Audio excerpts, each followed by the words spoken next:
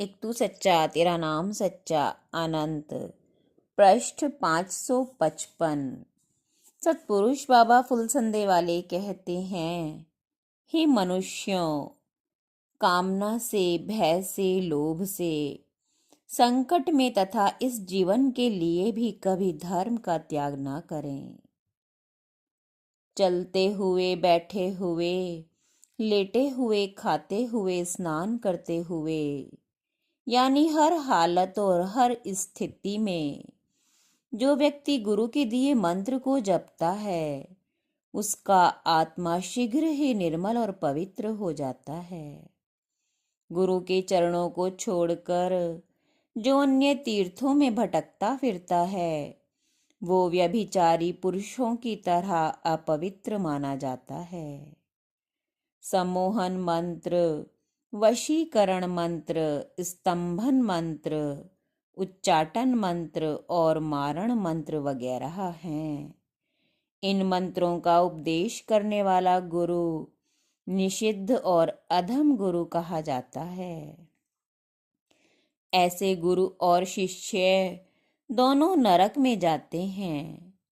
अणिमा, लघुमा, गरिमा आदि 8 सिद्धियों का उपदेश करने वाला गुरु भी वाचक गुरु कहलाते हैं। इनमें भटकते रहते हैं और शांति और मुक्ति को नहीं पाते।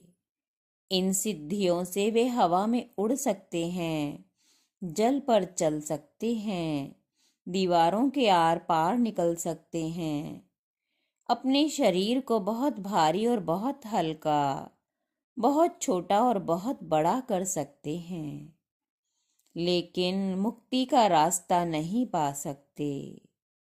वेदों के अनुसार यज्ञ, हवन, होम आदि कराने वाले ब्राह्मण व गुरु भी जीव की मुक्ति नहीं कर सकते। ओम नमः शिवाय, ओम नमः भगवते वासुदेवाय नमः, शिवो अहम आदि मंत्रों का उपदेश करने वाले गुरु भी आत्मा के तत्व को नहीं जानते।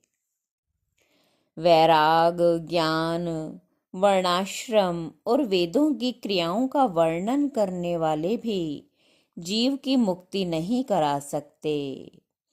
तत्वमसि, सोहमसि, अहम ब्रह्मस्मि, सोहंग आदि मंत्रों का जो उपदेश करते हैं, जो उनके तत्व को नहीं जानते, ऐसे गुरु और शिष्य भी शांति को प्राप्त नहीं होते।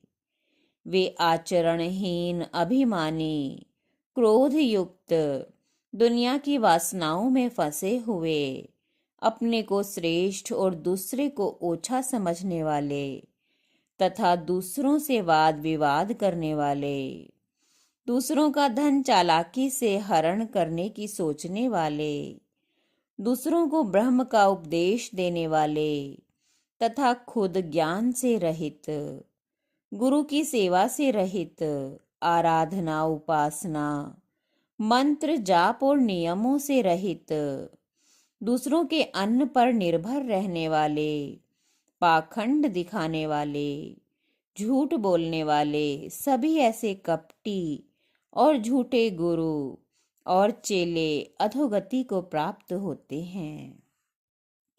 सच्चे गुरु की पहचान यह है कि वो शांत आत्मा, संतुष्ट, किसी से कुछ इच्छा ना रखने वाला, वो अपनी आत्मा को निरंतर पार ब्रह्म की ज्योति से लगाए रहता है।